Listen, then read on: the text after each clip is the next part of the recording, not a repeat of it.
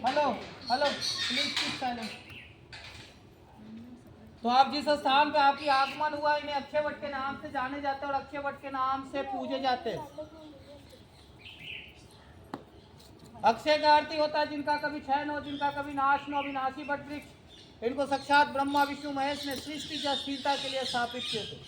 इनका किसी भी काल खंड में क्षय नहीं होगा, नाश नहीं होगा, यहाँ तक कि प्रलय काल में भी इनका नाश नहीं होगा। इन्हें अमर होने का वरदान दिया गया है। त्रेता युग में श्री रामचंद्र जी, लक्ष्मण जी और माता सीता जी जब वनवास के लिए जा रहे थे तो सबसे पहले वो प्रयागराज पहुंचे और प्रयागराज में भी सबसे पहले महर्षि मुनि भारद्वाज जी के आश्रम में पहुंचे। वो आश्रम यहाँ से 5 किलोमीटर दूर आनंद भवन दूर। प्रभु श्री रामचंद्र जी उनसे आग्रह करते, निवेदन करते और कहते हैं गुरुवर एक उत्तम और योग्य स्थान बताए जहाँ पे कुछ समय के लिए विश्राम, पूजा पाठ और भगवान की आराधना की जा सके। तो महर्षि मुनि भारद्वाज जी इसी स्थान के बारे में बताते और कहते हैं कि संगम तट के किनारे एक वट वृक्ष आपके लिए योग्य और उत्तम स्थान।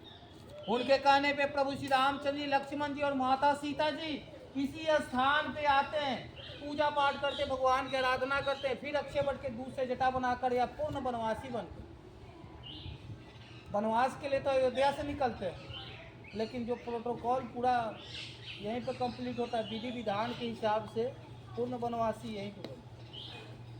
तो पूर्ण वनवासी बनकर आगे की यात्रा को प्रस्थान कर जाते और चित्रकूट पहुंच जाते। चित्रकूट में लगभग 11.5 साल की अवधि बिताते। जैसे ही 11.5 साल की अवधि समाप्त हो जाती है तो पंचवटी चले जाते हैं, जो अविनाशी के नाम से जाना जाता है। जब पंचवटी पहुंचते हैं तो वनवास का वो आखिरी काल होता है, आखिरी समय होता है। उसी समय माता सीता का हरण रावण के द्वारा हो जाता है और रावण का वध प्रभु श्री रामचंद्र जी के हाथों होता है। इसी के साथ वनवास पूर्ण हो जाती है, समाप्त हो जाती है। तो जैसे ही वनवास पूर्ण हो जाती है तो माता सीता प्रभु श्री रामचंद्र जी से आग्रह करती है, निवेदन करती है और कहती है कि प्रभु जहाँ से हम अपनी वनवास की यात्रा की शुरुआत किए थे उस स्थान पे पुनः एक बार और हमें चलना चाहिए। तो 14 वर्ष बाद या वनवास खत्म होने के बाद 14 वर्ष बाद या वनवास खत्म होने के बाद फिर से इस स्थान पे श्री रामचंद्र जी, लक्ष्मण जी और माता सीता जी का आगमन होता है। पूजा पाठ करते, भगवान की आराधना करते। उसी समय माता सीता इनको अक्षय का वरदान देती है और अक्षय वट महाराज से कहती हैं कि आपका किसी भी कालखंड में क्षय नहीं होगा, नाश नहीं होगा।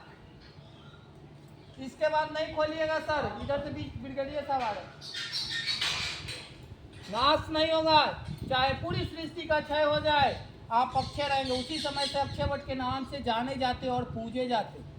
अक्षय वट के दर्शन मात्र से ही जो मोक्ष के रास्ते प्रशस्त हो जाते हैं, खुल जाते हैं।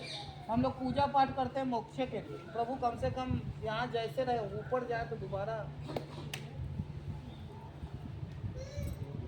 पहले इस स्थान पे साधु संत, तपस्वी, ऋषि मुनि, यहाँ तक कि देवी देवता और भगवान भी आते थे, पूजा पाठ करते थे, तपस्या करते थे, क्योंकि शुरू से ही तपोस्थली भूमि रहा। यहाँ पे भगवान की भी ज्ञान की प्राप्ति हुई। जिस तरह से बोध गया में महात्मा बुद्ध की ज्ञान की प्राप्ति, उसी तरह जैन धर्म के प्रथम तीर्थंकर ऋषभ देव जी, आदिनाथ भगवान की केवल्य ज्ञान की प्राप्ति इसी स्थान पे, वो मंदिर है। तो जैन धर्म का भी बहुत महत्वपूर्ण स्थान है।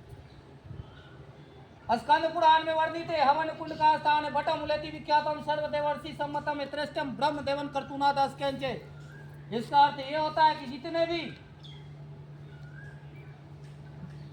भी देवता, ऋषि, महर्षि, मुनि इस जगह पे आते थे, तपस्या करते थे और ब्रह्मा जी इसी स्थान पे 10 बार यज्ञ किए। और ब्रह्मा विष्णु महेश प्रथम यज्ञ करते समय अपने शक्ति पुंज से इनको स्थापित किया। विष्णु भगवान बाल मुकुंद रूप में महर्षि मार्कंडेय जी को इन्हीं अक्षय वट की, इन्हीं अक्षय पत्रों के ऊपर से दर्शन दिए थे, जिन पे वो विराजमान है, जिन पे शयन कर रहे हैं, जिनके लिए दुआ है। करारविंदम नवदारविंदम मुखारविंदम विनिवेशयंतम पटस्य पटस्य पुटेश्यानम बाला मुकुंदम मनीषासुरा। और प्रभु श्री रामचंद्र जी को खोजते खोजते इस स्थान पे भरत जी भी आते, पूजा पाठ करके उन्हें वापस लौटना पड़ता है। इसलिए उन्हें वापस लौटना पड़ता है कि जिस समय भरत जी इस स्थान पे पहुंचते हैं उससे पहले ही प्रभु श्री रामचंद्र जी चित्रकूट के लिए रवाना हो जाते। इनकी एक परिक्रमा या इनकी एक परिक्रमा पूरे ब्रह्मांड के परिक्रमा के बराबर मानी जाती है।